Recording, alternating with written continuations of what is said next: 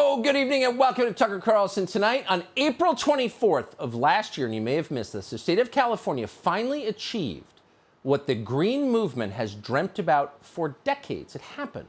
The State Energy Authority in California was able to generate 95% of its total power from entirely renewable sources. They said it couldn't be done. We said it couldn't be done. But just months into the Joe Biden administration, California did it. Quote, "It sends chills down my spine," announced Elliot Mainzer, who runs California's biggest power grid. "It's amazing. We're making a real dent in the state's carbon emissions."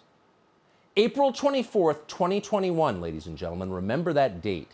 It's a moment that will live alongside Thomas Edison's invention of the incandescent light bulb, alongside Neil Armstrong's stroll on the surface of the moon. It is a day we saw a glimpse of humanity's future.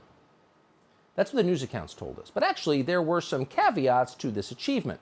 For starters, April is not the time to test a power grid. It's the most temperate month of the year, when electricity use is at its lowest. Nor was the grid in question statewide. It didn't, for example, supply power to Los Angeles, which is by far the biggest city in California.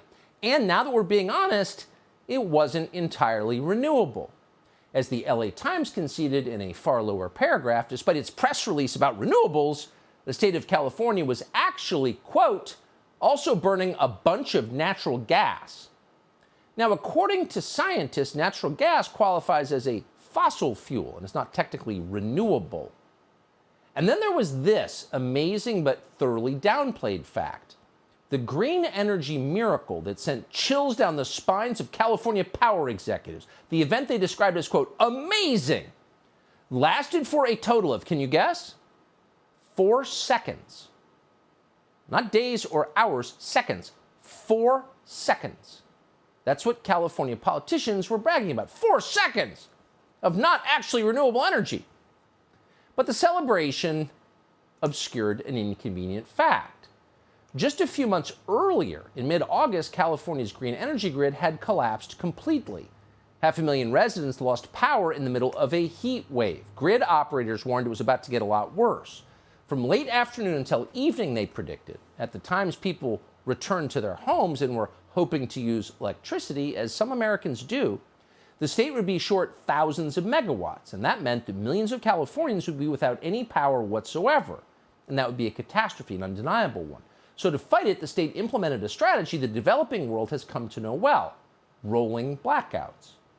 It's almost 3 p.m., the mayor of Los Angeles tweeted on September 6, 2020. Time to turn off major appliances, set the thermostat to 78 degrees, or use a fan instead. Turn off excess lights and unplug any appliances you're not using. We need every Californian to help conserve energy, except, of course, for the mayor of Los Angeles, who gets to be on Twitter whenever he wants. But really, the message was clear. We give up. We're no longer pretending to provide a first world standard of living to our citizens, the most heavily taxed in America. We are Tegucigalpa now. Please play along. And for the most part, patient Californians did play along, but the problem did not improve. In fact, it got worse. The California Energy Commission has just issued a report predicting widespread power outages in the state of California for the next 5 years at least. And of course, September will always be the worst month. As the vice chair of the commission put it, quote, securing energy reliability is a tremendous responsibility. The responsibility is becoming increasingly difficult to fulfill with the tools we have in hand. Oh, stop whining. Keep the power on. But no, we don't have enough tools. What happened to all the tools? Well, those tools would include the famous nuclear plant at San Onofre. But that plant was shuttered a decade ago after 40 years of protests by green activists, supposedly on behalf of something called the environment, something with which they are personally unfamiliar. But it didn't matter. The state shut it down. What happened next? What was the effect of shutting down San Onofre? Well, scientists estimate that closing San Onofre led to the release of 37 million metric tons of carbon dioxide into the atmosphere. Now, if you believe that carbon dioxide is a pollutant, and they all do, that would qualify as a very bad thing. But it didn't stop California from plowing forward anyway and doing more of the same, polluting in the name of saving the environment. Now the state has announced a plan to close the San Luis Obispo Diablo Canyon nuclear plant. That plant supplies energy to millions of other Californians. So as a result of these and many other closures of actual power plants, The state of California now imports a third of its energy from elsewhere. And that would seem to be an embarrassing display from what is supposedly our richest state. So say what you will about California politicians, like them or not, it's indisputable that on the question of energy, they have no idea what they're doing. And we know this because their track record of incompetence is lengthy and unbroken. They are majestic in their ineptitude. So naturally, they want more power over power. There's just so much more to destroy. This week, the state's surgically enhanced governor, Gavin Newsom, announced a new way to overburden California's already collapsing energy grid. He's got an idea. He wants to ban gasoline-powered engines and force everyone to drive an electric vehicle, a vehicle that has to be plugged into outlets that in the state of California no longer work. We're not kidding, by the way. Watch this. We will be the first jurisdiction in the world to require all new cars to be sold to be alternative fuel cars. We are going through one of the great transformations in our history, energy transformations. And the electrification is the architecture for economic transformation.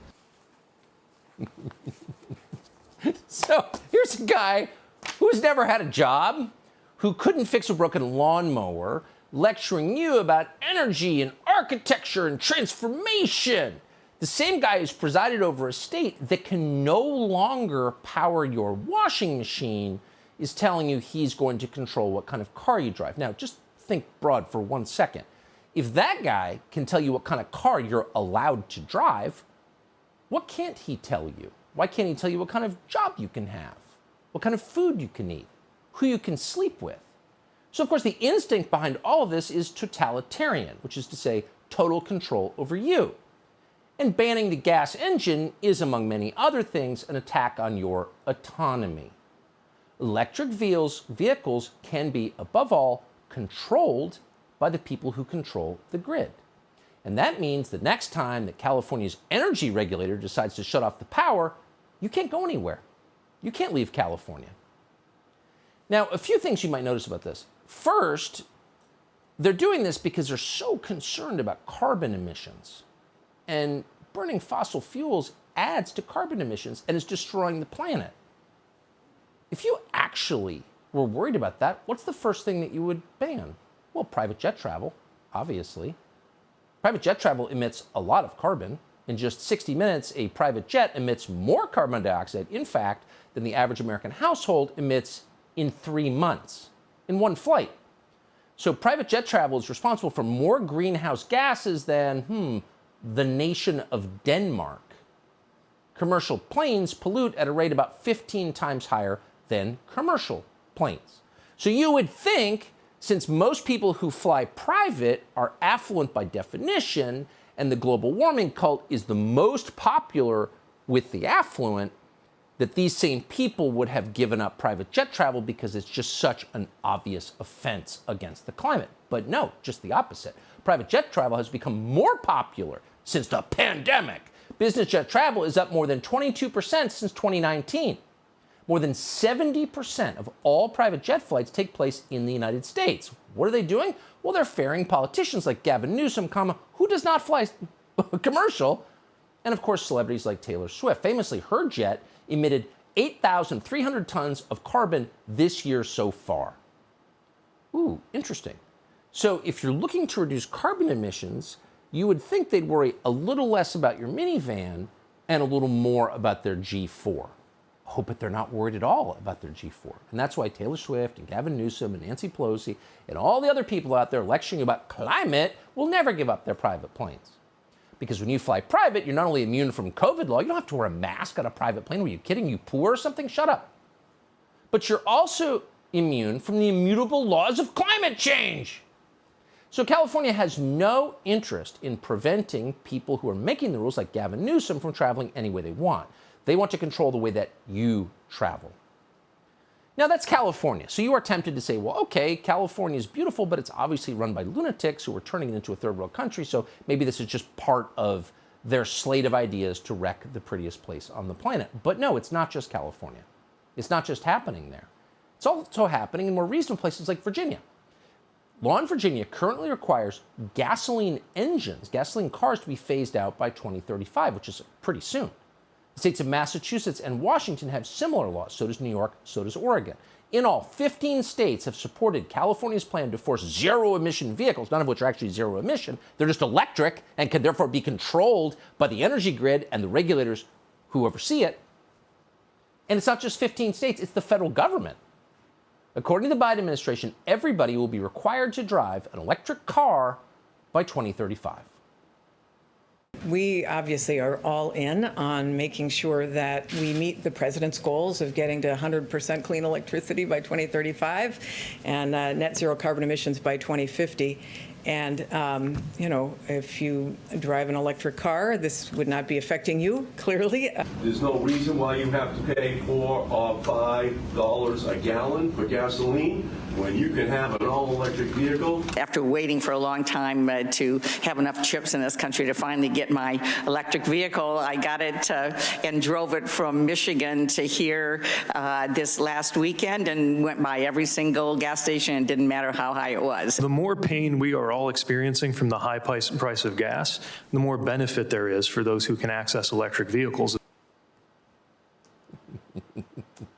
Another cascade of unemployable morons, every one of whom has a long track record of failure, not one of whom has ever done anything in the real world, all of whom giving you a moral lecture about how your car is destroying the planet when they're flying private. How long is the country going to put up with this? There's no reason to pay $4 or $5 for gas or even an electric vehicle, says Ed Markey, who's lived at public expense his entire life. He has no idea what anything costs. A typical electric vehicle costs more than 60 grand. But that's only part of the cost. Charging an electric vehicle in countries that have a lot of electric vehicles, a lot of them, is now more expensive than filling your tank with gasoline. As Swedish journalist Peter Emanuelsson put it, quote, electricity prices in Norway are set to reach about $1 per kilowatt hour. At these prices, it would cost $100 to fully charge one Tesla. And yet, all over the world, countries, politicians who may or may not have deals with the electric car companies are forcing people to buy products they don't want. And force is the word. This is not a transformation that is taking place voluntarily, as it would in a democracy where people get to govern themselves and choose the way they live. No, this is being imposed by a small number of people on top, again, the revolution aimed downward, as always. A bank in Australia has announced it will be ending loans for gas vehicles. You just can't buy one. You can't finance it. The EU Parliament has just voted to support a ban on the sale of new gasoline and diesel cars beginning in 2035 in all of Europe. Now, Europe, as we told you last night, is a place where they're turning off traffic lights because they don't have enough energy to keep them on.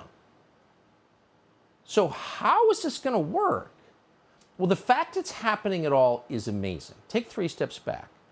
Banning gasoline engines, which we have had for more than 100 years, which have completely defined modern society, and that if you're a normal person in this country and don't use the subway from the Upper West Side to Midtown every day, but actually drive like the overwhelming majority of Americans, this is the biggest change in your lifetime. Have you been consulted on it? Has there been a debate about it? No. All you hear is you must do this because it's good for the environment. But that's a lie. It's measurably a lie. Electronic vehicles are terrible for the environment. Roger McGrath took the time to spell it out recently in Chronicles magazine. As he noted, supplying the materials necessary for the battery of an electric car alone, just the battery, requires, and we're quoting, processing using fossil fuels, of course, of at least 50 tons of ores. Ooh, it takes a lot of energy to process ore. A single battery for an electric car needs at least, quote, 30 pounds of lithium, 60 pounds of cobalt, 130 pounds of nickel, 90 pounds of copper, 190 pounds of graphite, and roughly 500 pounds of steel, aluminum, magnesium, plastic, and other materials, end quote.